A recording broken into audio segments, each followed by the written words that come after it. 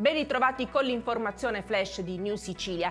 Incidente stradale nelle scorse ore nel Nisseno, lungo la strada statale 640 in direzione Caltanissetta. I conducenti di 3 auto sono rimasti coinvolti in un tamponamento a catena per cause ancora da accertare. Il bilancio è di un ferito. A riportare gravi lesioni è stata una donna, per cui i sanitari del 118 sono giunti sul posto e hanno richiesto l'intervento dell'elisoccorso. 2 furti in 2 attività commerciali di Messina. In entrambi i casi la polizia è riuscita a identificare i responsabili e a recuperare la refurtiva. Nel primo caso un uomo di 43 anni con precedenti specifici è stato notato dalla polizia mentre nascondeva sotto il giubbotto un paio di scarpe appena rubate. Nel secondo caso un uomo di 34 anni pregiudicato è stato individuato grazie alle telecamere di sorveglianza mentre rompeva una vetrina e rubava 4.000 euro in contanti.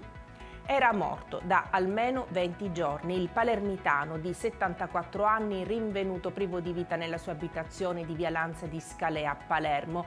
La tragica scoperta è stata fatta nel pomeriggio di ieri dagli agenti di polizia intervenuti a seguito di segnalazioni da parte di alcuni vicini di casa che da giorni non avevano avuto più notizie dell'uomo.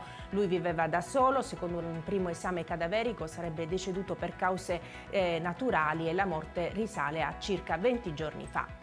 In Sicilia oltre 500 scuole delle attuali 812 sono sotto la soglia dei 900 iscritti. Questo comporta la scomparsa di oltre 100 istituti e le province più colpite saranno quelle delle aree interne. Un taglio che oltre a comportare una perdita drastica del personale dirigente ed amministrativo rischia di compromettere il buon funzionamento delle attività. È la denuncia del sindacato sulla vicenda dei dirigenti scolastici che per questi tagli non riusciranno a rientrare nella regione di residenza.